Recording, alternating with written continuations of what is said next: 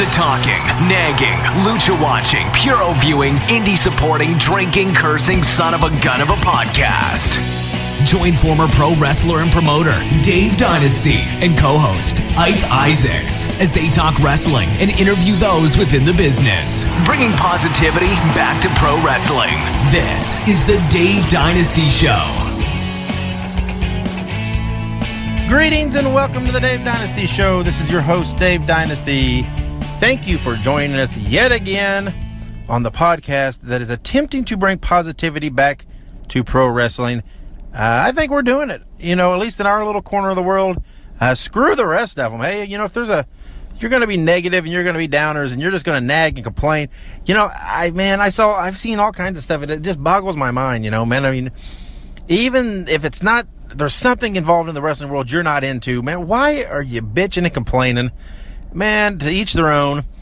There was the Tournament of Death was held this weekend, and like I said, I appreciate these guys, what they do to their bodies and everything else. The death match is not exactly my thing to watch, but that's cool.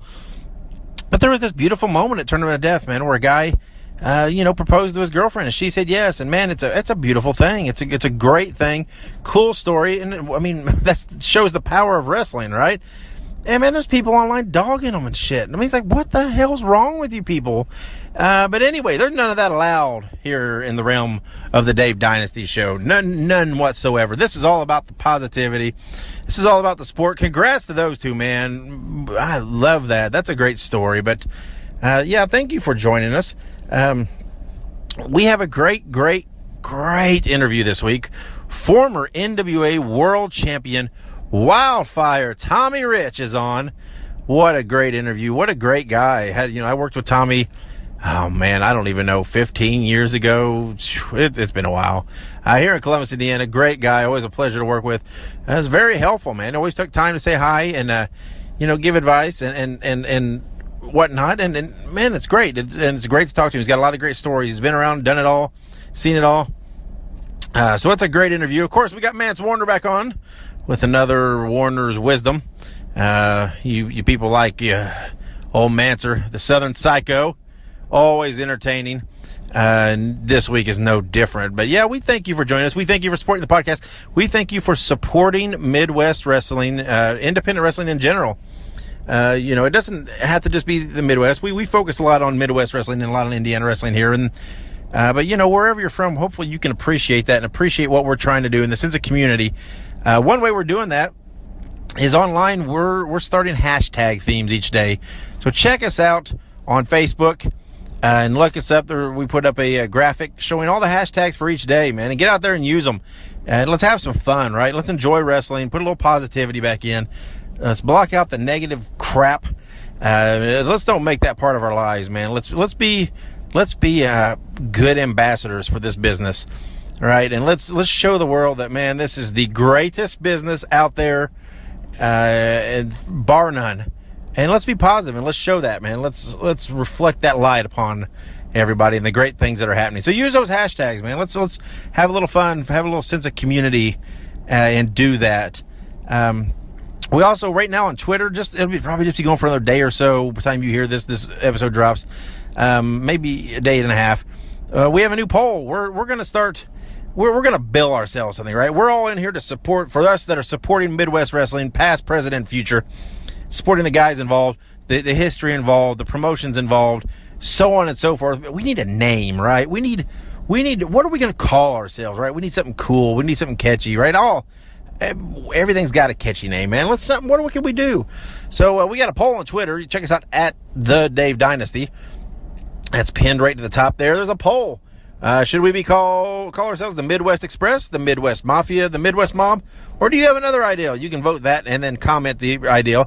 Let's see what you come up with, man, and what you like, and let's roll with this, man. Let's give ourselves this cool, catchy name. Again, it's all about positivity, all about support, all about having a good time. Because wrestling's supposed to be fun, right? And if you're not having fun and all you want to do is complain, then man, go find something else, right? What's the point? This is supposed to be entertaining. It's supposed to be fun. And if you don't like part of it and it's not entertaining you, then go find the part that you do like and support that, man. Put your love there. But Yeah, we're loving here with Midwest Wrestling, Indiana Wrestling, giving it all our support, independent wrestling, and we're showing our love today for Mr. Tommy Rich, because what a great dude. And yeah, we're going to take a break, have a little word here from our new sponsor on the Dave Dynasty Show that have just come on board. It is 123 Pins. You can check them out at 123pins.us, as you'll see in the ad. Check them out. We got a promo code. It's all the details coming up right here in this message. We're going to take a break, and when we come back, we'll have that interview with former NWA World Champion Wildfire Tommy Rich. Somebody say something about getting fired up. I think we did right here on the Dave Dynasty Show. We'll be back in a few. Hey, thank you for supporting our sponsors here on the Dave Dynasty Show, including 123 Pins. Visit them at 123pins.us for a great selection of pins, enamel stickers, mugs, hats, shirts, you name it, they have it for the wrestling and pop culture fan. And if you go and place an order and enter the promo code DAVE, D-A-V-E, you receive 25% off your order. So go visit our sponsor, 123 Pins, at 123pins.us. How was your childhood? You see, you grew up in Nashville, didn't you? Yeah, they like to love me, and my mama, she tried to take care of me. No, I just kid. No, I was one of them like, I didn't live on that rich side of the track.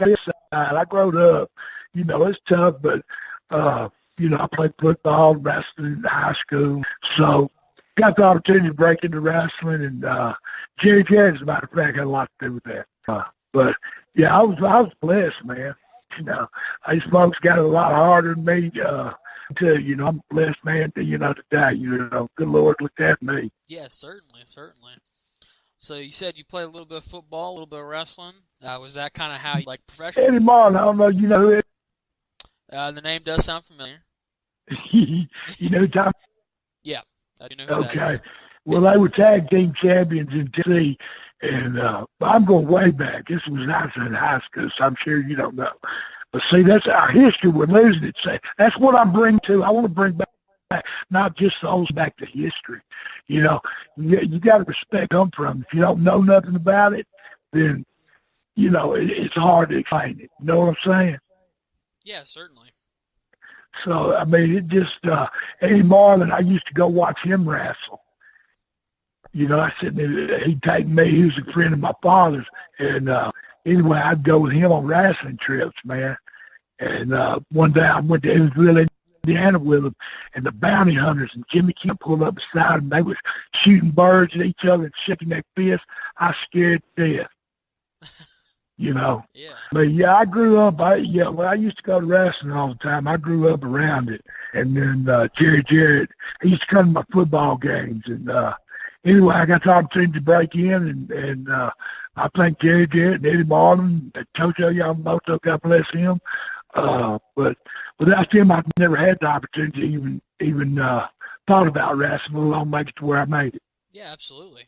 So it looks like you had a little bit of you had some good connections growing up then to kind of get your foot in the door, definitely. Yeah, but I mean, back then it didn't matter if you had a good connection or not, because we got paid for putting asses in the seats. Yeah. We wasn't on no contract. So if you didn't carry loads, you didn't get the opportunity. So I was given the opportunity, and God bless the guys that took the time and trained me to do what I did. I go back to Danny Hodge. That was a real man. Take an apple and really bust it. He didn't take a razor blade. He take squeeze it and really bust it. I met guys and wrestled guys, Baron Fondrasky. I was just blessed, man. I wrestled the best of the best, and all I did was have to listen. So, dang, a lot of people knock his business. They was blessed to be in it.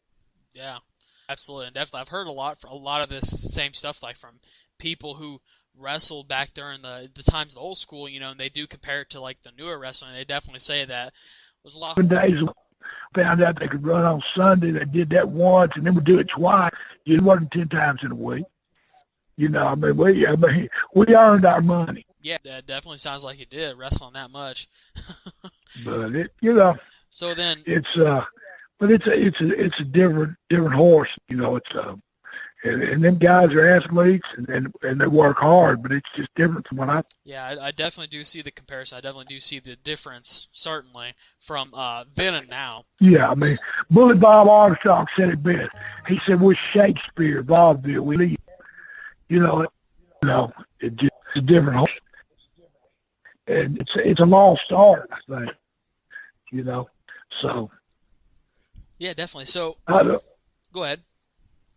No, I mean, I loved what I did, and these guys, like I said, they're athletes, and to remember what they have to remember, I'd be lost. So God bless them. They do it better than I could do. You know what I'm saying? But, anyway. Watch, we'll probably get to styles and some of the people that are based here in a little bit. That's definitely something I want to hit on.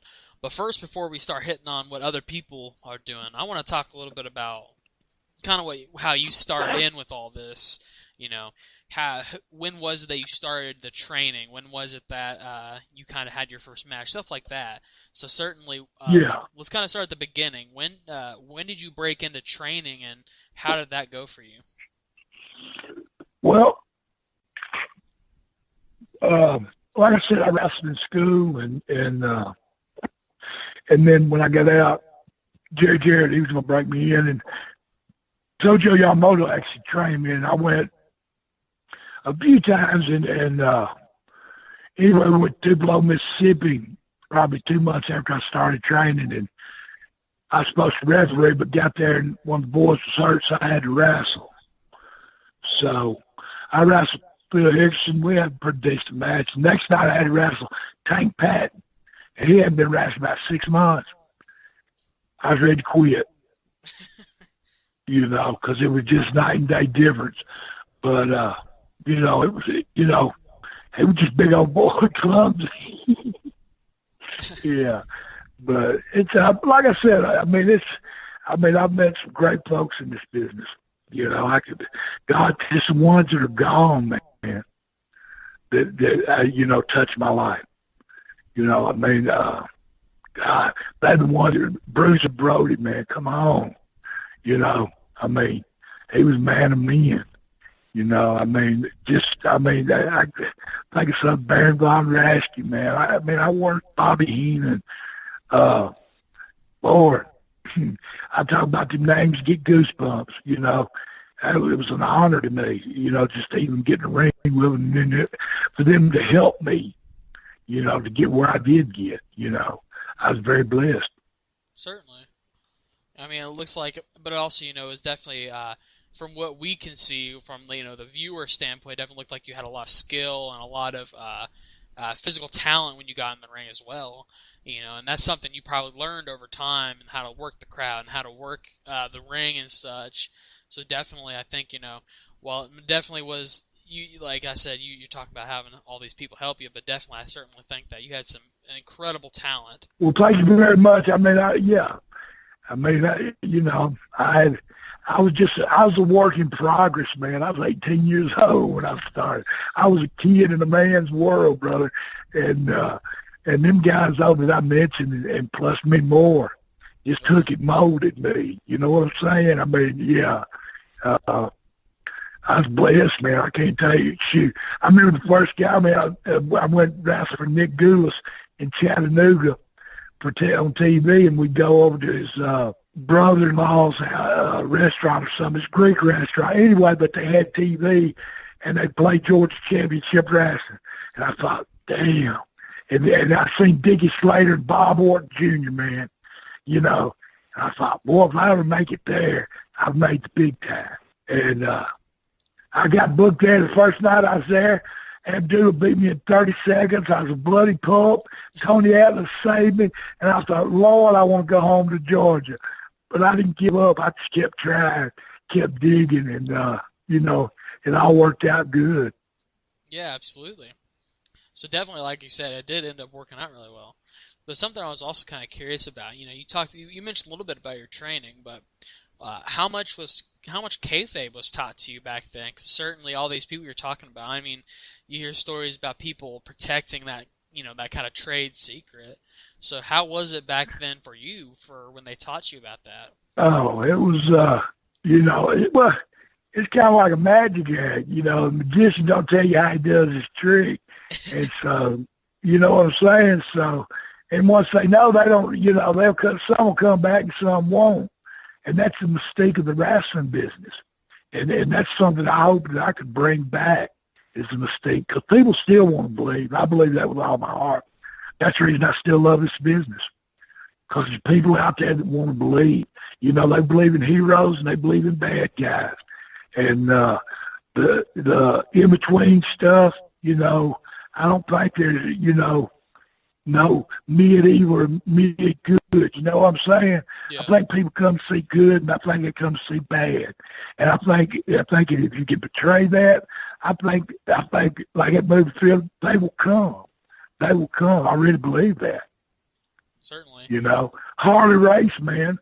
There's another one that his health ain't too good. And I want to give a shout out to, man, because Harley Race, he's the one that chose me. Okay. He picked me to be a champion.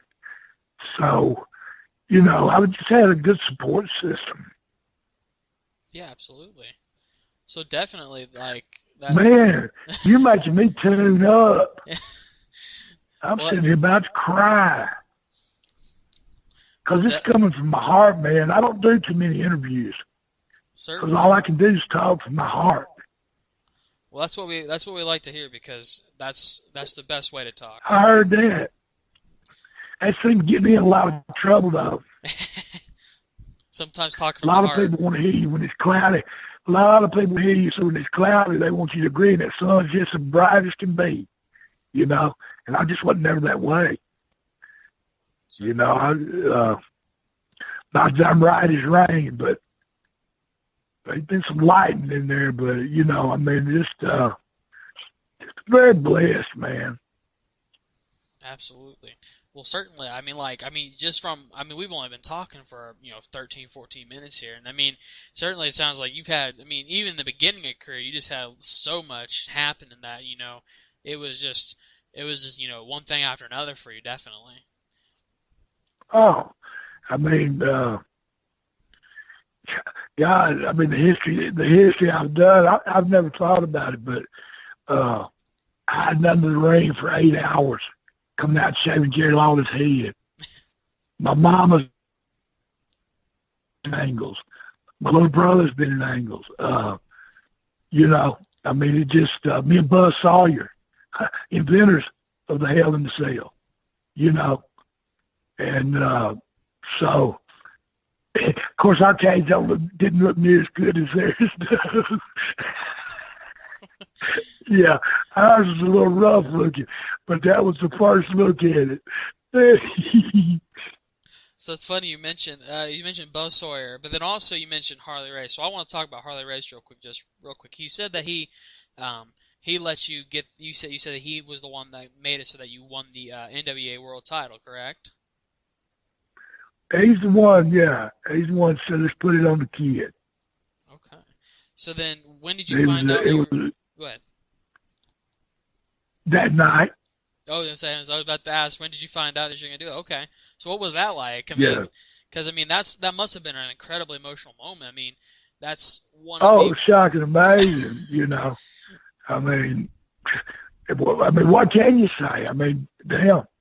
That's the top of the ladder, and I thought they was BSing at first, Yeah.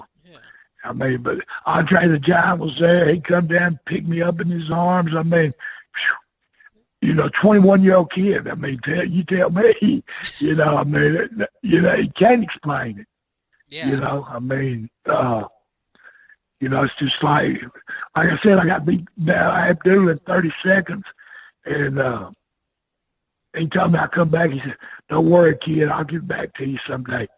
And I thought, yeah, right.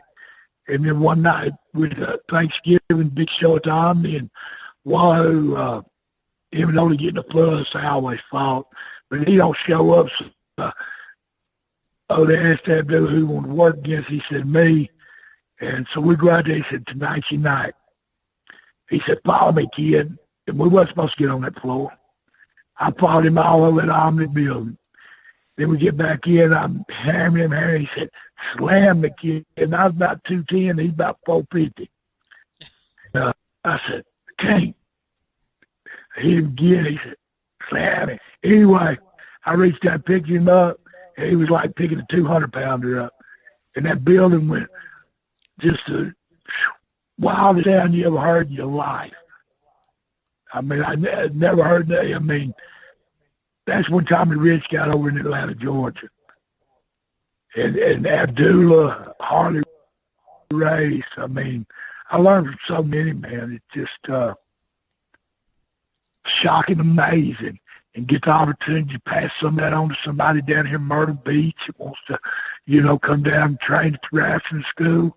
You know, I mean, just, you know, just when I talk with you folks, man, I think about all the knowledge that I got from so many different people, man. It's just wild. Yeah, I mean, definitely. I mean, it sounds like, I mean, and we're just scraping the surface. I mean, we're talking, you know, we've only talked about a handful of people that you've probably met and talked to. And I mean, it's certainly, I mean, you've had countless matches, you've met countless people. I mean, how does that knowledge convey? How are you wanting that knowledge to convey to other people? Well, all I can do is just take what I took out of it. It's like Brad Armstrong, best wrestler in the world, I thought.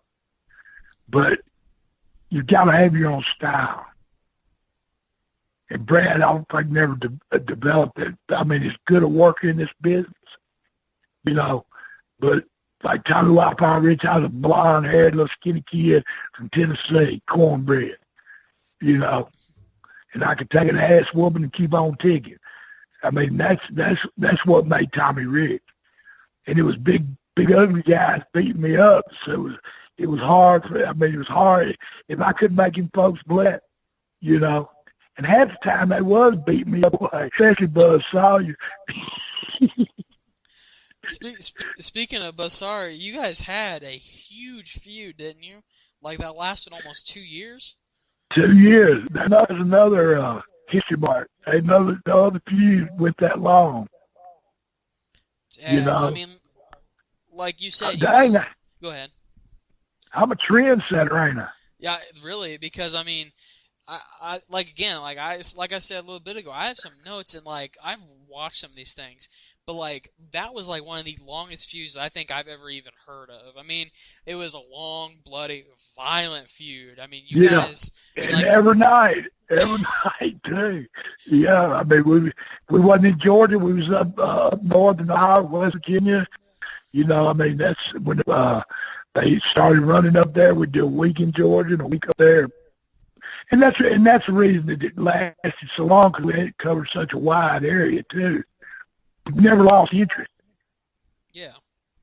Because I knew he was whooping my ass, and I was trying to fight back. God bless you, Buzz. Yeah. Yeah, a lot of people, a lot of people. Of course, he was crazy, but where he killed people, he just hurt me. You know what I'm saying? Yeah. Yeah, I told him, I said, if you hurt me, I said, I seen beat them boys up. I said, if you hurt me like that, I said, I'm going to quit. and so, anyway, he just beat me up. He wouldn't hurt me because he knew he had to wrestle me the next night. Well, I know, like you said earlier, I mean, like, you were talking about the original Hell in the Cell, but that was what ended your feud, wasn't it? If I'm not mistaken, was the last battle? That was the last battle of Atlanta, yes, sir. So, you want to talk about that match and what you remember from it? God, I just wonder where it's been all these years. You know, I mean, I didn't even know there was a copy of it. Yeah. You know, that's what's wild to me. I mean, just seeing it, thinking back, and look at that Omni full, man. I mean, dang. But like certainly, I mean, we wrestled for 27 minutes. You know, I mean, you know, it was, and the people was with it. I mean, they were believers. I mean, because he was a bad guy and I was a good guy. You know, the good versus evil, man. and he was definitely evil. So what was it like being in the ring with him? What was that like? It was something different it was something different every night. He Buzz was Buzz, man. I mean, like I said, a lot of people didn't like him, but he was just gold to me. And we drew a bunch of money together. I mean, a lot of people say what they want about him, but hey, the only one that could see is the big man upstairs anyway. So, and I was Buzz up there looking down on us too with all the rest of our guys. So, he was a mechanic in this raft. So a little more about like that match in specific. Like you said, I mean, that was probably a mile marker. It was a landmark for a part of your career. And recently, like you said, no one ever knew there was footage of that video. Like no one knew that match was on footage. And the WWE released it, the full match, after years of believing there's none. So what did you think when you heard that they had that? I thought they bullshit. But when I say it, you could definitely tell it wasn't no home video. I mean, it was somebody filmed it. Kind of professional looking to me. But back then, but they didn't save the tape back then, so I don't know if they thought it was lost and they found it or what it was. But just to see that Omni and how clear and crisp the film was, man. I said I watched it a couple of times. So I bet that's kind of like a surreal like flashback when you think about it. You're just like, man, this was a huge moment. Actually, I think back, it's like, dang, man, here I am still here, man. If people had taken bets, I'd been the first one gone. And but I'm still here, you know what I'm saying? Yeah. And we're kicking and screeching. And that's what I mean. I mean, Buzz, man, he was good people. I mean, kind of like Wahoo, man. If he liked you, he liked you. If he didn't, he didn't. And that's all we can be, is we be true to you. I mean, if I don't like you, I don't like you. Absolutely. Hey, you want to know, I'm sitting here at Myrtle Beach, looking out at the ocean, fixing to listen to Jimmy Buffet, Margaritaville, and then I'm going to listen to Cheeseburger in Paradise, too. Hey, I'm having a lot of fun here in Myrtle Beach. I just want everybody to know. I hate to keep saying that, but August 5th and 6th, we're going to have a training camp. We're going to X Gym. It's all signed up. I'm packed up, ready to move now. So I just want everybody to know we ain't playing. I ain't playing by coming on your station and talking to you, and I ain't playing about this either. That's I'm just being true. So anybody interested, give my man Chris Marsh a call. Yeah, absolutely. We'll definitely make sure that we can get that out there for people. Hey, you remember this? It's Freddie Mill saying, "Don't miss it. Be there." Oh man, cracking me up over here. Oh man. So a little bit more. I lost my train of thought a little bit. It got me cracking up. Oh man. So I remember what I was going to say now. So if I'm not mistaken, you also among the list of people that you've been in the ring with, which again is a super extensive. You have a huge resume of people you've been in the ring with. But someone else you had another feud with was Ted DiBiase. Yes, sir. I lost his lead down. I became the mysterious Mr. R from Boston.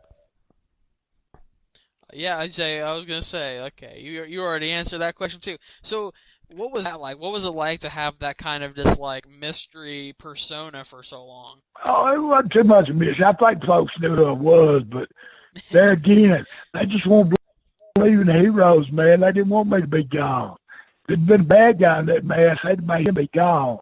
I was the people's choice. God bless each and every one of y'all.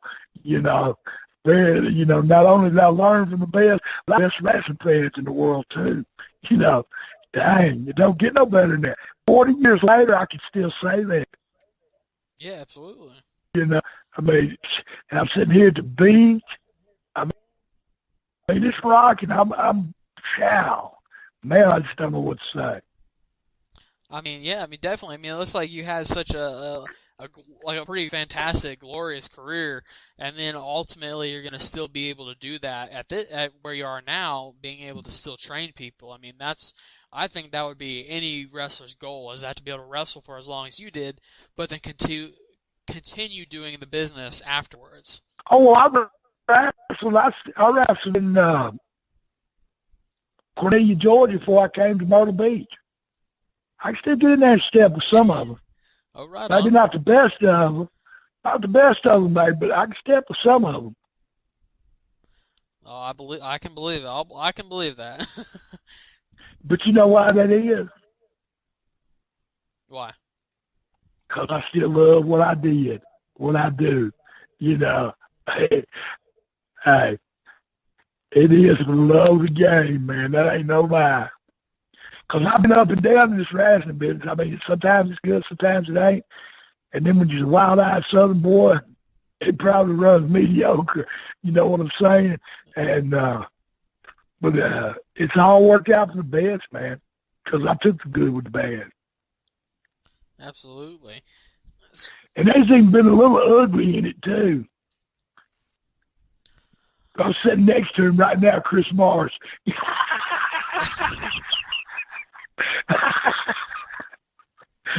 Oh, I'm sorry, man. I'm just having a good time, man. I love the ocean. I'm thinking about buying a surfboard. You ever been and go surfing? You just lost. Me? Yeah, where are you from? We're from Indiana. We're out over in the Midwest. Where at? Indiana, in the Midwest. Are you Columbus? Columbus, Yep. Indiana? Yep, that's us. You know our boy Jerry Wilson. I don't personally, but I You know Jerry Dave Wilson? does. Yeah, I've met him before. Oh yeah. Yeah, he's got a wrestling promotion there in Columbus, Indiana. Yep. HPW, isn't it? Yeah. I want to give a shout out to my man there in Columbus, Indiana, Jerry Wilson. This being a Wildfire. Holler at you, my brother. Hey, I'm giving a shout out to his town too, because he does run shows. He does. He's been keeping it going for a long time, so he's definitely know what he's Yes, doing. Yes, he has. Matter of fact, he's been. I will call you too, Jerry. He's been trying to get me to call him. He just lives too far away, and he don't buy me no plane ticket. My arms get too tired flying. You know what I'm saying? No, I understand. I'm tired out. You know, he had to get me a ticket. Oh man. Am I cutting up too much, man, or what? No, you're doing perfect. You're doing perfect. That's what we like to hear on here. We like to have fun. Hey, hold on a minute. Let my wife. Would you tell her that I'm perfect? Get in. Oh, I'm sorry. She's asleep right now. Oh man, you're cracking me up. All right, so let's get this train back on the track just for a minute here. Hey, speaking of perfect, you know who Mr. Perfect was? Oh, seriously? Oh yeah, definitely. I do know who that is. Who? You don't know Mr. Perfect? No, yeah, I know who that is. Who? Mr. Perfect, the wrestler, correct? What's his name, though? I barely know. So you don't know. Perfect Paul Orndorff. Oh, then there's there's many Mr. Perfects, isn't there? No, he was just only one. You didn't even have a name to throw at me. Yeah, he was. You're right. There you go. Okay, that's okay. Okay. That's, yeah. Okay. That's Maybe I'm what I was thinking confused. about. Hey, Paul Orndorff might be Mr. Perfect as well. We don't know. I think he was. I ain't gonna. I bet no money on this. You killing me, man. Okay, what's the next question? I was just looking on here. I do see Paul Orndorff. Yeah, Mr. Wonderful. There you Paul go. Orndorff is Mr. Wonderful. See, I knew I was close. There you go. I'm just a I had to couple think letters. about it for a minute. something like that. Something like that. Yeah. But anyway, what I was getting at, he was Paul Warner, a very good people at school. You know, shout out to him too, man. Hope he's doing well. Absolutely. Well, hopefully he can hear this. Maybe he'll come on here too. Well, if he hears it, I'm sure he will. Or if you, I'm sure he'd come on there for you. I'm sure he would. All right. All right. So real quick, since we're throwing out names, I'm gonna throw you a name and you tell me about him. All right. All right. All right. Eddie Gilbert.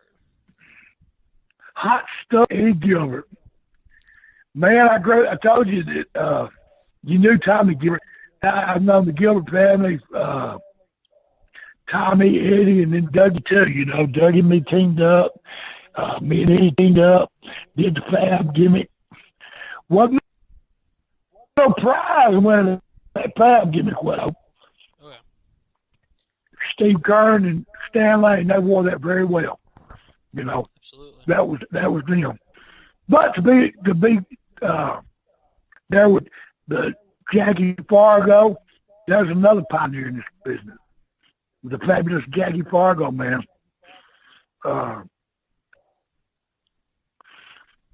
I mean, we were the fans, but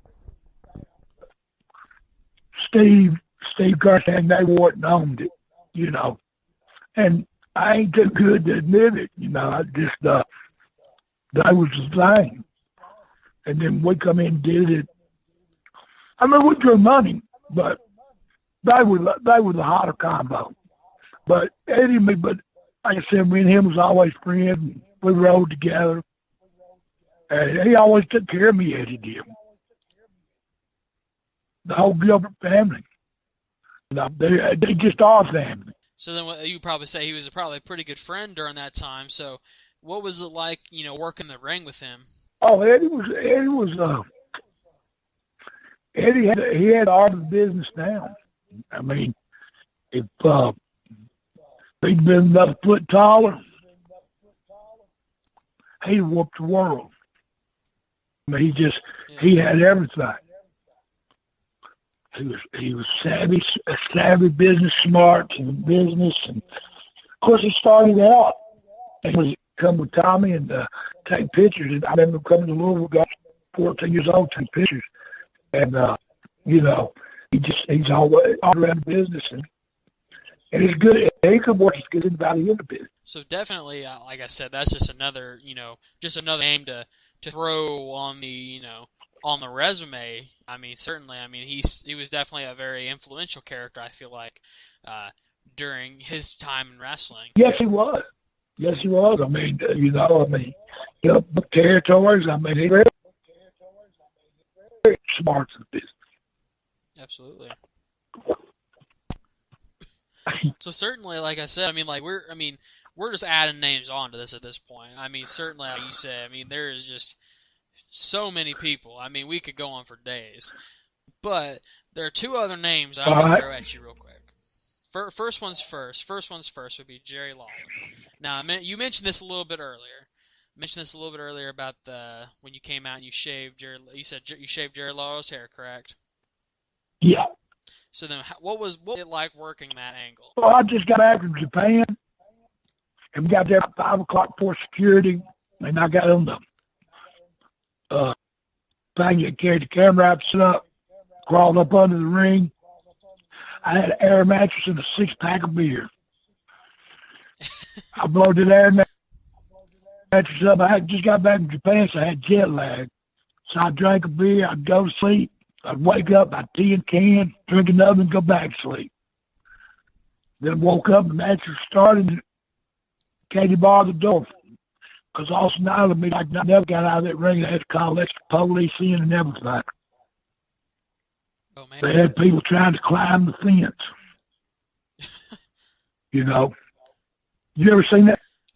That's one of the few that I've not seen, but I've heard so many. You have not seen that?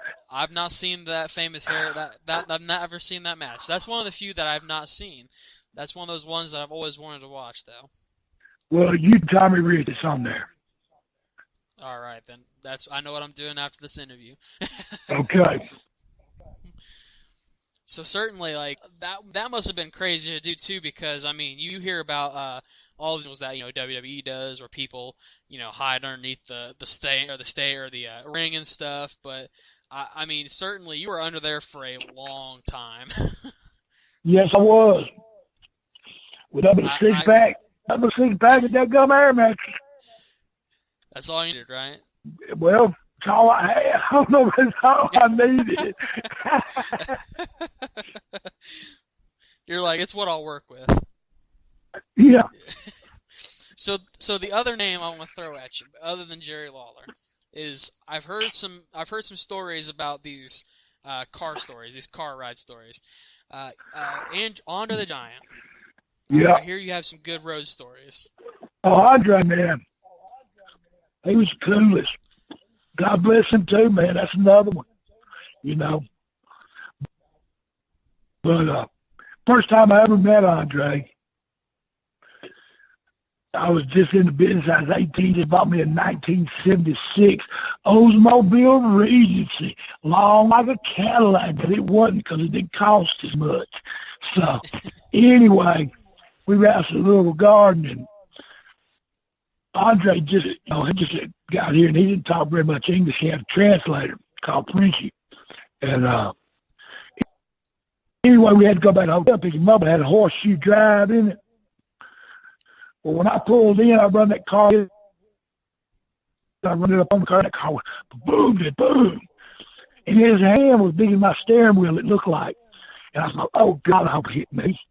And, but anyway, he said, and I'll never forget this story, because anyway, he got French to come down, and he said, we'll stop and get some beer. We was going from Louisville to Nashville. Well, I know you weren't supposed to drink, but I drank a little 8-pack of Pony Millers, But anyway, so they go in and get some beer. Well, Andre comes out with a big case in his hand, and French comes out with a case. Had me 6 8-pack, got me a case of them Pony. I said, well, you put all them in the bag, but the 8-pack. Anyway, what I'll never forget, though, is I had that little Pony Miller in my hand, and Andre had that big quart in his hand. And it just looked like the same. His hand was so big, it looked like he had a little 7-ounce Miller in his hand. I'll never forget that about him, man. And then, of course, me and Ricky Martel used to go out with him every time he'd come to Atlanta. And one Sunday he'd come in, we thought at 12 o'clock, because he always thinks out we drank with him. You couldn't hang with him. He expects to, and you try to. You know what I'm saying? Oh, yeah. I've heard many stories about his ability to drink. Well, on this one night, anyway, we shut the bar down at 12, but that after hours bar, long story short, is he ended up carrying us both out in his arms and driving. So then you said he didn't speak very much English, correct? He had a translator? Yeah. What was it like did you ever try to talk to him, or was it just kind of one of those things where you just kind of hung out together, or what was it like trying to talk to him? By the time he come to Georgia and Rick Martel was teamed up, and of course, Ricky was French Canadian, so they could talk French anyway. So he would tell me, but Andre got where he didn't need a translator. I mean, he could talk, he'd carry on the conversation with you. If he wanted to. So if you wanted to. So he would just, what if he didn't want to? He wouldn't. But, I mean, there's a lot of people, Andre was a man that was just as good as gold to me. I've never seen no bad in him. And people just, I don't know, just didn't treat him with respect all they deserved. You know what I'm saying? Yeah. I don't know how to word it to where I'll say something bad, so that's the best I can do with that. Yeah, but I just, man's heart was, God, just, I mean, he'd go out with my wife and they would take him out. Guys didn't like him ride with him. Broke their seats. Shit. You know what I did? What's that? I got a van. And it had a horseshoe table in it. They lay down in a bed, so we take a table, I put cushions in there, and Andre sit in the back of the van, man. Oh, yeah, Andre was always cool. Yeah. I was always cool when he cut it last because he knew, I mean, all he's got to be nice to me. I always be nice back, and Andre, bar none, was as good as any of them. Well, definitely. I mean, any story I've ever heard, any documentary I've ever watched, always said, he was indeed the gentle giant. Yeah. I mean, he was just a big dude with a big heart. Yeah. Yeah. And I just say, some people didn't treat him like he should have treated. Yeah. I mean, not nobody in general, just, because just comes a time you just don't want to be bothered. And some folks saying that. But, anyway. Yeah. So certainly, I mean, you were, at this point in time, again, I mean, we're just adding more names to the people you've talked to, and, and it's certainly just, it's incredible, first of all, to hear these stories, but it's also incredible to know that you're going to be able to convey the skill and the knowledge that you've gained. But certainly, I mean, you wrestled everywhere. I mean, you really have. I mean, you've wrestled for WCW, you wrestled for AWA, USWA, Smoky Mountain, ECW. I mean, you wrestled in so many places. So what was it like moving around this much? I mean, what was it like working for the AWA? I didn't move that much, man. I'm like a lot of guys in those territories, man. They might be living in Georgia, then have to uproot and go to Florida, man. I was blessed with that, too. I always wrestled, out of Tennessee, or I wrestled out of Georgia. I've never, this moving to Myrtle Beach is my third move in my life. I moved from Tennessee to Georgia, and this will be the third move in my life. Oh, wow. So I'm banking pretty good on this. And referee school, announcer, we got Gary Capella. He's going to come down and do me in-house stuff. I mean, it's not a fly-by-night thing that we're talking about doing stuff. It's, something I'm excited about, and I ain't been excited about the wrestling business in a long, I just, and do seminars. We'll be doing, once school gets started, we've got a building, we're going to run a show, hopefully every 2 weeks. Then we'll be running some South North Carolina towns. I mean, sky's the limit, but I'm digging everything up, and we're going to put a year into it and what we can do, And I believe in a year, and hopefully a year, that we see that people want to buy what we're selling. I certainly think people want to be buying what you're selling. I mean, like I said, you're selling a lot of knowledge. Well, it's just, and that's something that nobody cares. That's something, man, you're blessed. I mean, God. And I go in a dressing room. You say who thinks they know it and who don't. And I hate to be called anything. I'd rather be called anything but yes, sir, Mr. Reed. But for some of these dressing rooms and them that say that, I got time for. Because they respect, I don't care if they respect me, but they do, but I know they respect the business. Because they wouldn't say that to me if they did. And that's, and I'll tell you, other thing we're going to be working with, too. I mean, I feel like all these fly-by-night wrestling promotions, they come in and lie and take and cheat these towns out of money.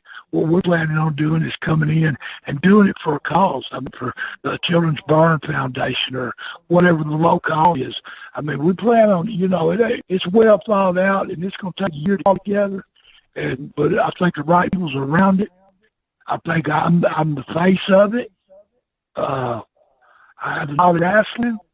And I think we got the Dave Brown, which is the general manager and president, that's behind it, batting it. We got Chris, that's a good marketing manager.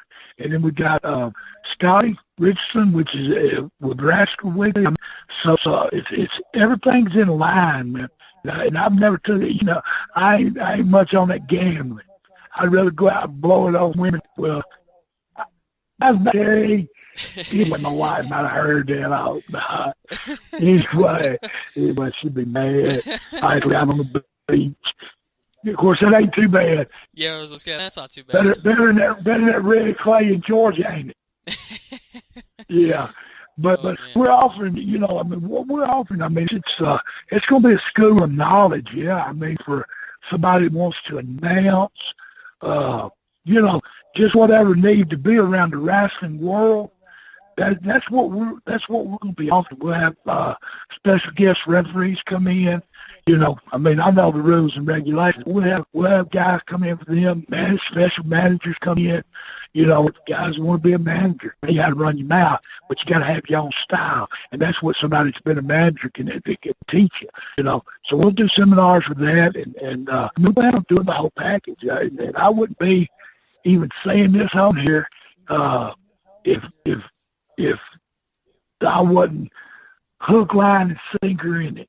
Yes. Because, and plus, not only on top of we offering the wrestling school, but where we're at, this is athletic. It's called the X Game Gym, and what it's got martial arts, got the workout stations. It's got yoga, which I can't be in very far, so it won't do no good. But anybody likes yoga, for women, they like the yoga.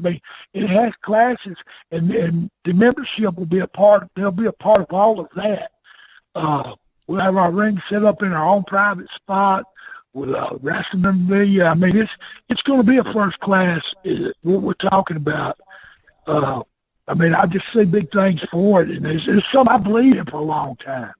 And my dog's in the right time. I sit back and look at it and dream it. Well, my dreams are now it's time to pay up, and I'm here to pay up. So real quick, as we kind of wrap this up a little bit, want to ask you a couple questions about the modern style, because like you said, you're now starting to teach people. So you have a specific thing that you're teaching these people. You just went down the list there, and you just mentioned some of the stuff that you want to talk about when you teach these people. So it's like, what are your opinions? And we actually talked about it a little bit earlier, but what are your opinions on the modern style of wrestling, especially as someone who's going to be teaching? Well, it's a new day, and so what I've got to learn is mix the new with the old. I say that because it's a new time. It's 2016, but still, I still think you can accomplish that, and still people believe they will come.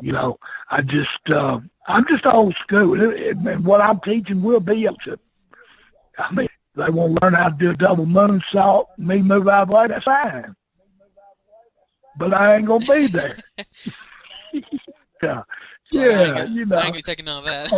You can't take two moves off to me that move out of your way. You know what I'm saying? Yeah, absolutely. And that comes in. And plus, they have gymnastics in that place. We're gonna be. They have everything. You sound like a salsa guy. I'm not a salsa. Are you a salsa guy? I am anything but a salsa guy. I'm about as non-dancing as it gets. Oh. Well, you and me probably dance good together. I think I can dance, but my wife would beg to differ with you. My fiance would say the same. Yeah, my wife would argue. Yeah, she's saying I'm not. I think I'm John Travolta out there. Yeah. Of course, I got out there, but when I might break a leg. Well, we don't want that to happen. You got to teach them classes. You ain't right. I'm just kidding. That's pretty easy. That's good. That's good to hear, though. That's good to hear. Holding up over there. Oh, man. Yeah. I'm 40 and holding. Why are you laughing again? Why you... Man, you're killing me. You're cracking me. Are you really that old? Hey, I take your Why are you laughing? I take your word for things. I believe you. And you giggled when you said it, though. Right. Yeah, I did. You're correct. I did do that. Huh. All right. So we're going to try and wind this down a little bit, but I've had some listener-submitted questions from people who wanted to ask you questions. Okay. mean, these are just, I think I have maybe 5 or 6 of these, and these are from people who we just chose and such, but we had so many people who wanted to ask questions, so many questions. We can't answer them all, but we have some for you. So first things first, Ethan Jones from College Park, Georgia, wanted to know what promotion or territory did you enjoy working in the most and why? God. I mean, it has to be Georgia because everybody loved me. I mean, they love me around the world. I mean, see, TBS, I mean, you know, I was country before country was cool. Ted Turner, he was cable before cable was cool. And that's what, see, that right there, that was just a good combination, I reckon. You know, Ted Turner had the Atlanta Braves and Georgia Championship Wrestling, and the Braves wasn't doing real well. And so not only just fan of the world, I mean, Terry Funk told me one time, man, the door was going to Albuquerque, New Mexico, and they pulled in. They did a Cadillac, and they seen him get out. This girl come running up to him. He said, "Is Tommy Rich with y'all?" And they said, "No." He said, "I know." You know, I mean, man, I just talking about this stuff. I mean, I just felt lucky, man. You know, I mean, dang, I can't think of nothing bad to say at all about wrestling. And I know a lot of people have their opinions, but it's, I mean, from beginning to now, it's been wonderful. You know, I've got to live my dream, man. And it's thought it would last this long, and now we're going into chapter 3, man. We might write a book next. Who knows? I would definitely read that book. I think that'd be that'd be a hell of a book. Oh, I'll have some science stories in it. Gotta have a little bit of character. Gotta have a little bit of color in it. Oh yeah, some good road stories. Not nothing incriminating though. You hear me, baby? Yeah, I just make sure my wife wasn't listening. She listens all the time. Oh, I think they do that sometimes, don't they? Hey, but I got the best wife in the world, man. Hey, if somebody stay with you 40 years, they a good lady. In the business I'm in, there again, I'm blessed again, man. Dang. Go bet on a horse because today is my lucky day. Go play the lottery. I guess. Right? You just made me realize how lucky I am today. Man. Well, at least I can do a little bit of something for you, other than just ask you questions. Yep. Well, you made my day. All right, so we got a couple more questions if you're cool with that. Yep. All right, so Kathy O. Tyson from Augusta, Georgia, wanted to know if you ever had the opportunity to sign up with the WWE, and if so, why did you not? Well, 2 different occasions. My man Roddy Piper, God bless him, he's gone too. Had me signed up, but I saw Southern Boy, man. That's too far for me to move.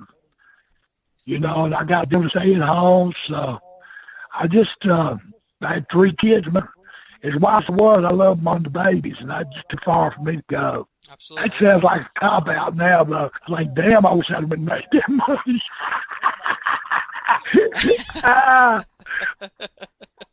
But I wouldn't change it for the world, brother. Let me tell you, not for the world. Absolutely. You heard that, didn't you? Did you hear that, baby? See, now I'm trying to butter up. Oh, man.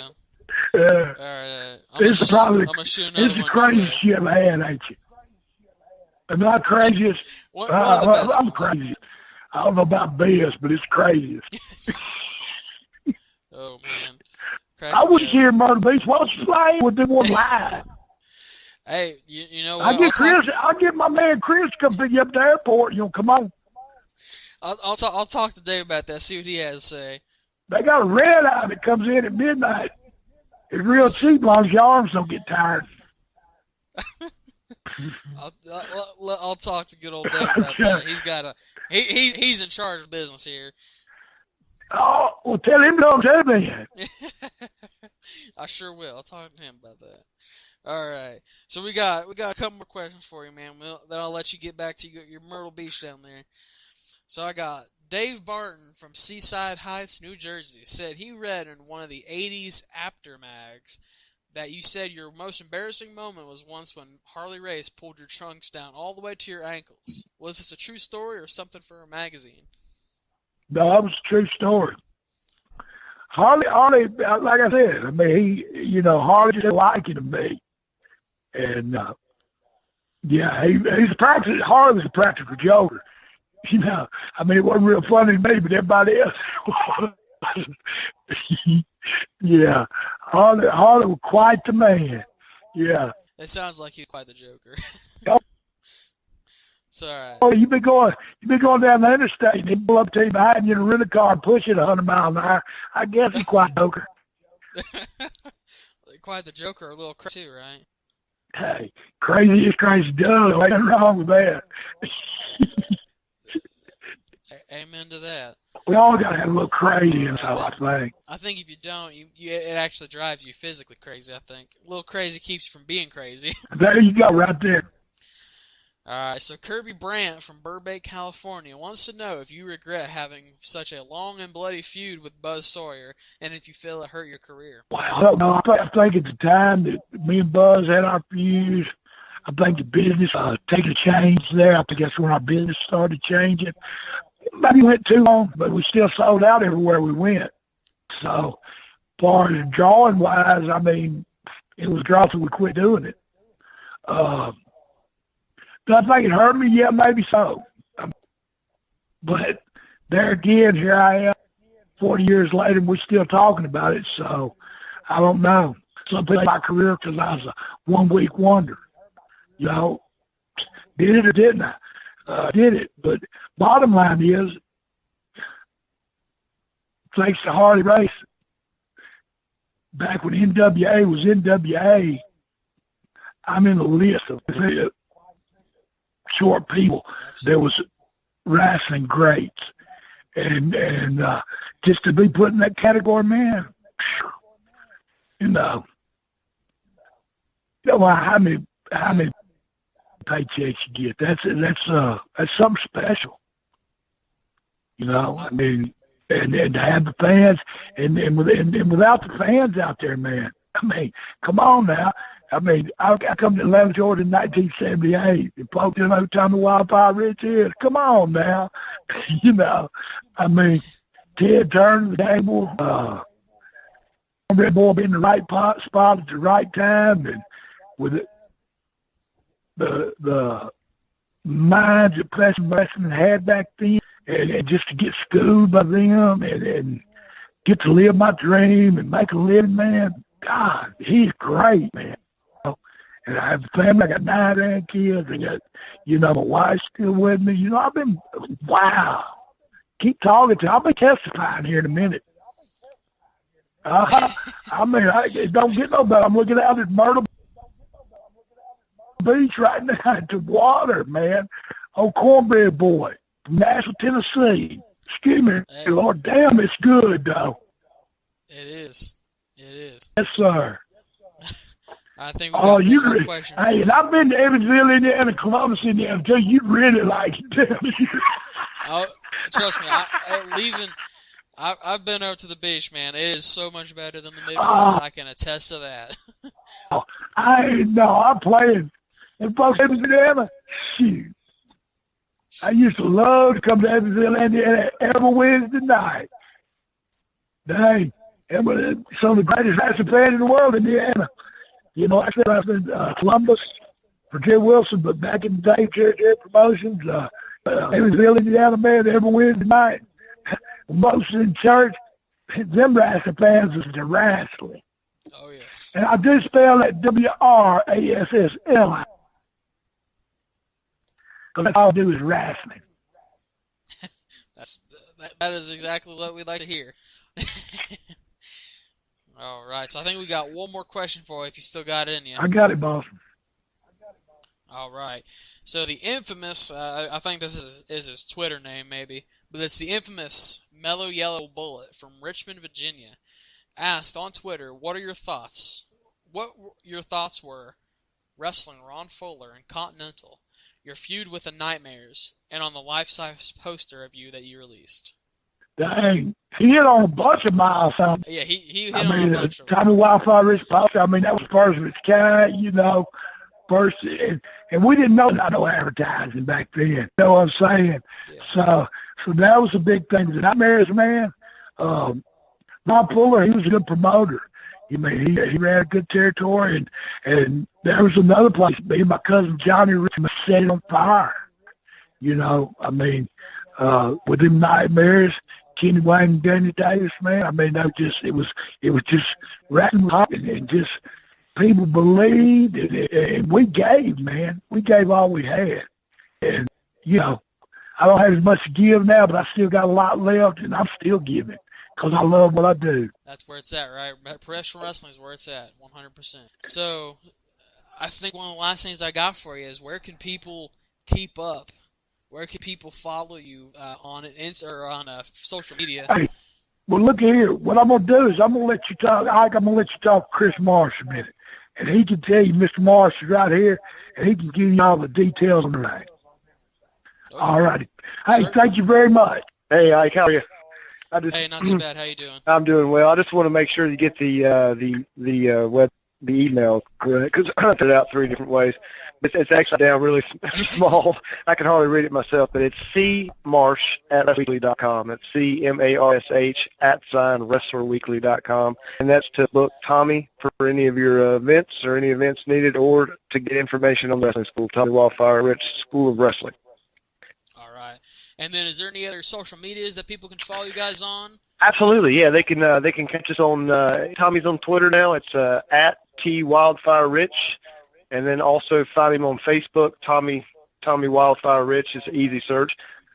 And then he's also sponsored by Wrestler Weekly, and Wrestler Weekly's on Twitter @Wrestler Weekly, which does a daily, sometimes multiple daily tweets, wrestling, a lot of NWA focused stuff. And then you can also find him on the web at TommyWildfireRich.net. That's TommyWildfireRich.net. That site's under construction now, but should be up in about 30 days, and there'll be links there for the school as well as booking information on Tommy and a store for some T-shirt memorabilia. Well, thanks so much. I really appreciate it. Make sure everybody that goes on there, anybody who's still listening, go out there, find these places, buy some product, go follow them on Facebook. So thanks so much, Chris, for coming back on here and talking to me for a minute here. You have a good day. You too, man. Thank you. Come crack open a cold one and let Old Manser tell you a story. King of Big Dog Style, Laird and Light Beer, the king of the trailer court, your favorite wrestler of mine, me. This is Warner's Wisdom with Mance Warner. All right, people, here we go. It's Old Manser back at it. Your favorite wrestler and mine. Dramatic pause, dramatic pause, dramatic pause. Me, Old Manser. Mance Warner, king of Big Dog Style, the master of the pop-up headbutt. The king of knee pad up, knee pad down, and then I run through him with the big old knee. Laird and Light Beer, you can buy that T-shirt over at Pro Wrestling Tees. I got a link now on my Instagram, because if it works for the Young Bucks, it's going to work for Old Manser, baby. I got any other nicknames I forget to say right there? Oh, Southern Psycho, king of Big Dog Style, Old Manser. You know me, I know me. Everybody love me. Back here at it again with another edition of Warner's Wisdom. I was holding the phone so close to my face right there, almost hit me. Like I said, this is another edition of Warner's Wisdom. Right here on this episode here, this edition on the podcast. You can find this podcast on the Instagram, on the Facebook, on the Twitter, on the SoundCloud, on the iTunes. Old Manser been busy all day. I was at IWA Mid-South yesterday. Got home by 3 in the morning, 3:30 in the morning. I can't remember. I had a lot of light beers. I bled all over the place. Been doing the yard work out here. Yard's looking fresh, looking nice. Top of the line, T to B, ready to rock and roll. Had a couple drinks. I'm in pain. Can't really move around too well. That's the usual. Old Manser makes time, baby. I make them times. I get them paydays. I hit that pay window. So, on this edition of Warner's Wisdom, you guys all out there know the routine. Old Manser gets on here. I give you some wisdom. You can take it. You can leave it. That's on you. But instead of having a topic this week, I think old Master just going to tell you a story about when I was out in the Orient, when I was down there in the land of the rising sun. He ain't really got nothing to do with pro wrestling. This is more just one of Mance's adventures he got into. So let me set this story up real nice here. Let me shut this door. I don't want anyone trying to run in here and rob me. And old Master got him with a big old headbutt, hit him with a big boot, hit him with an old wackadoo. Hit him with a dramatic pause. Wackadoo. A big old wackadoo. I hit him with that. He's out cold. He trying to sue me. I got to go to court again. You know how it goes. Okay, anywho. Land of the rising sun. Orient. We out there in Japan. Okay. Old Master is out there. I gotta pop this top off. It's hot as hell. Okay. Old Master.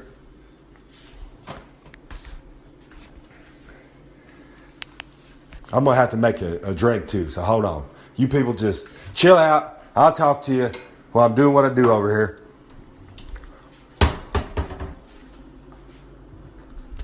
Old Master currently walking around in his kitchen, making me a nice drink. Now, as Old Master was telling you, I'm over in Japan, land of the rising sun, the Orient, where Old Master go down there on tours. Can't make my ring coach there, David Lopan. Lopan, I love you, I hate you, depending on what day of the week it is and how much money you owe me. Anywho, Lopan and Old Master over there tearing up times, making paydays. See, Lopan's crazy old son of a bitch. He make my beautiful, beautiful ring jackets Old Master wear all the time. Old Master has so many beautiful ring jackets. Lopan working on one right now for me. Now, like I said, me and Lopan, we hate each other sometimes, best friends at other times. It is what it is. That's just the way it works. We know each other a long time out there. Now, you people still hear me? Okay, Old Master, I'm ready to go now. Little Master, get a nice drink here for a second before I continue on with this almost like it's like basically I'm doing shoot interviews here for you people, letting you into the mind of Master. I should call it that. Wait, no, that comedian had something like that. He's stealing everybody's material. Fuck that guy. Oh, that's good. Okay. Old Master is out there with Lopan, making towns, working all the big shows that old Meltzer likes to say.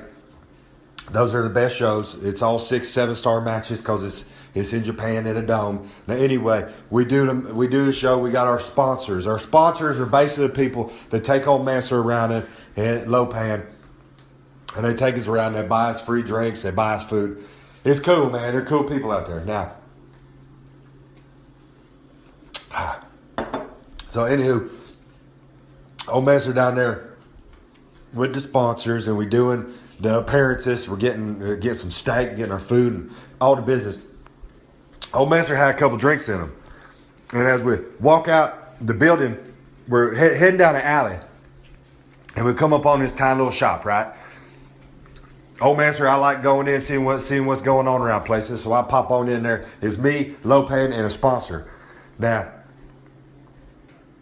as we walk in here, it's kind of like a, I guess you call it like an antique shop, right? They got all kinds of old items in there. They got pictures. They got all kinds of shit up in there. Now, Old Master walks in, and it's almost like something's calling to me, right? You ever been in a room and you can tell someone's staring at you, right? It happens to Master too. It's usually some dirty old rat that I've either met before or going to meet later on that night. Now, it's like something calling to me in there, right? Like a power. It's got a power or something. Something's got my attention. And I'm walking around, and then all of a sudden, I come up on what looks to be like a little box, right? Like a, what do you call it? The thing's got all the colors on it that the nerds play with, and they say, look how smart I am. Look, I can mess with this box, and I can solve a Rubik's Cube, I think is what it's called. Rubik's Cube? Huh? A Rubik's Cube, that's what it's called, right, for the nerds? Okay. So, old Master sees this Rubik's Cube. Like I said, I've been drinking a lot. Not right now. I'm going to be drinking a lot later on. When I was down there with Lopan in the Orient. When I come up on this Rubik's Cube box. Now, like I said, this Rubik's Cube, it was like it was talking to me. Like it was calling out for old Master, right? So I pick it up, go up to the guy who run the store. I don't know what he's saying. He's saying a bunch of stuff to me. It sounded spooky. I couldn't tell what he was talking about. It didn't matter. My sponsor, he was telling Lopan, basically telling him, don't get the box, get the Rubik's Cube. And I'm hard-headed, I'm stubborn. If someone tell me I can't do something, I'm going to do it anyways. That's just the way it works. So, I'm sure I yelled out, fuck you, or suck my dick or something. My old Master got all hot and heated up in there like I was talking about Dave Meltzer and Sammy Roberts and all them other podcast boys that ever take out a bump in their life, but they seem to know how everything works. Now, anyways, I want to trail off talking about these pieces of shit now. So, back to the story. Let me roll back to what I was talking about. Old Master proceeds to buy this little Rubik's Cube box, right? I go back to where I'm staying. Lopan's gone. The sponsor gone. I'm sitting around with this little box, right? At this point, I'm all goodied up. I got all my goodies in my fanny pack. I had a whole bunch of drinks. Now, old Master is messing around with this little cube thing. And I did something to it. I turned it a couple times. And I turned it like up, turned it down, turned it to the side, and I put my thumb on it, my right thumb. The thumb I usually am gouging eyeballs out with when I step into the ring. Now, when I put my thumb on the Rubik's Cube box, there's a little part and it's spun, right? So old Master starts spinning that little bit of the box. All of a sudden, this goddamn thing started moving around. I dropped it. I stood back. I said, oh, my Lord. They got some great goodies out here in the land of the rising sun. These bad boys have taken me to another realm, right? Old Master wasn't freaking out because, like I said, I had a lot of goodies. I thought, man, this is some top shelf stuff right here. Now, what I proceed to find out is this little Rubik's Cube box, this motherfucker done open up. A blue light shoots out of it. Right in the middle, shoots up to the top of the ceiling in the hotel room I'm in. These hotel rooms are tiny when you're in the land of the rising sun because they all made for the little Asian people. And oh man, it's too. I'm not, I'm the medium-sized man beast, but damn, these rooms are tiny. I feel like Andre the Giant walking around in there. Now, anywho, the old little Rubik's Cube box done open up, right? So old Master's just sitting there and I'm looking up. I'm looking at the blue light that's ricocheting off the ceiling to the floor, to the wall. All of a sudden, the damnedest cast of characters come walking towards me, right? There's a guy with his mouth all cut wide open and his jaws are just jacking around. He's just clicking. His jaws are just up and down, up and down, up and down, up and down. I couldn't look away. I couldn't believe it. I was like, look at this guy right here. He on some good shit right here. Look at him. And I've seen people take some stuff and they grind their teeth together, but this guy's on another level, another planet. Old Master didn't know what to do with him. I just wanted to high five him and say, I can't believe you're still standing at this point. Because if Old Master was on that much, I'd be, who knows? Now, to the right of old clicking math was a woman. She had all kinds of wires through her head, but a set of, my Lord, she has some Kool-Aid jammers on her, brother, that lay you out. If you were in a club and you came walking in, Kool-Aid jammers, now I'm talking about breasts on this woman, right? Old Master walked in. If I walked in the club and saw set on a lady like this old woman that had these, I don't even know what you would call them, all these wires through her. Night's done. I'm going right for her, man. That's all it's going to be. Okay. She's bald-headed, too. She's a bald-headed woman. She had blood, and they all had blood all over them, right? So to the right of that woman, there's a bigger guy. There was like a fat guy with glasses on or something. He was all the way to the right. Now in the middle, this was a guy that was doing all the business. He was doing all the talking. He looked right at the master. He had pins on his head, a whole bunch of pins, right? Now at this point, I didn't know what to do. They're there. I can't. What am I going to do? Tell them to get back in the little box? I can't. I didn't even know how I opened it. They're just there, standing right in front of me. He starts talking to me. He got the craziest voice. He kind of sounded like a mix of what I imagine the devil himself would sound like if you mixed it with Undertaker's voice from around 97, 98. Right there. That's what I'm talking about. You mix those two together, throw them in a blender, throw a little bit of something in there, a whole lot of blood, and a bunch of these pins. Right there. Freak.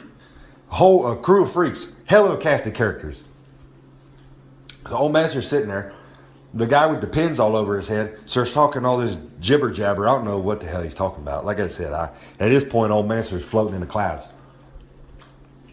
The only thing I'm thinking about is how I'm going to get some of what Clickety Mouse on, because he rocking and rolling over there. Like I said, I don't know how he's still standing.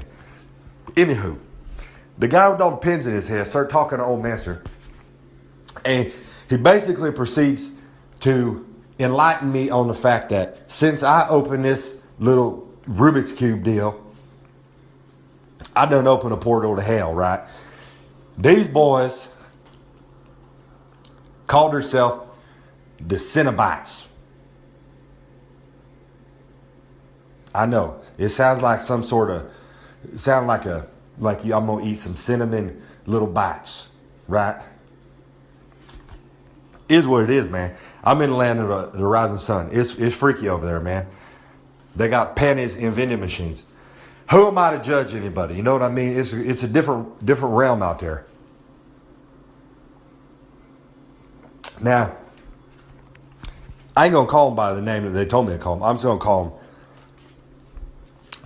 the freaky crew. Now the freaky crew, he proceeds to tell me I opened the portal to hell, and I've called on them, and now they're gonna take me to hell. Now I proceed to tell him, now old master is a man of God. I don't know what I've ever done that you're gonna take me down there. But if I proceeded to open this portal, and at the end of the day, that's just a crew of people trying to do their job, right? Old master, all American. I love this country. I'm a God-fearing man. I got God on my side. If I got to go into this little Rubik Cube with these boys, I'm gonna have to do it. Because at the end of the day, this little crew, the freaky crew, they're just trying to do their job, right? I don't want to get them fired. They're coming, doing their job. It is what it is. So old master go, all right, brothers and sisters, old master, we'll go with you. I see how it works. If I don't go, you're going to get in trouble. I don't want you to get in trouble. Seem like some good people. Now in the back of my head, I'm still trying to get a little bit of that something the old Clickety Mouse got on them, right? So, I proceed to roll with these boys and gals down into their little portal through the little Rubik Cube box, right? We go down there, crazy. Craziest stuff I've ever seen in my life. I was never at any moment afraid of what could occur down there. I've seen a lot of stuff. Just another day in the park. Now, old master go down there. They have so many goodies everywhere. All kinds of goodies. I took so many goodies down there. It was amazing. So many light beers. So many mixed drinks. Old master is just pounding drinks. Laying it down pretty smooth on old bald-headed lady. Got some goodies from old Clicky Math. Had a pretty in-depth conversation with the old pinhead cat. The big old fat guy with the shades, he didn't bring much to the table. I don't know why he was wrong with this crew. He kind of bored me the whole time. Nothing, like it made no sense. It kind of like, it made me think like, y'all remember Lex Luger in the Wolfpack? it made no sense. I don't know why. Like, what did he bring to the Wolfpack, you know? But anywho, so I'm rolling with these boys and this gal down here. I had a hell of a time. I got the vibes that they were going to try to kill me or something when I first went with them. But once Mance started partying with them and talking and shooting the shit, there was no issues at all. Everyone had a good time. You know, as I'm sitting here talking about it right now, thinking about it, old Mance, I think there's a message in here. You know,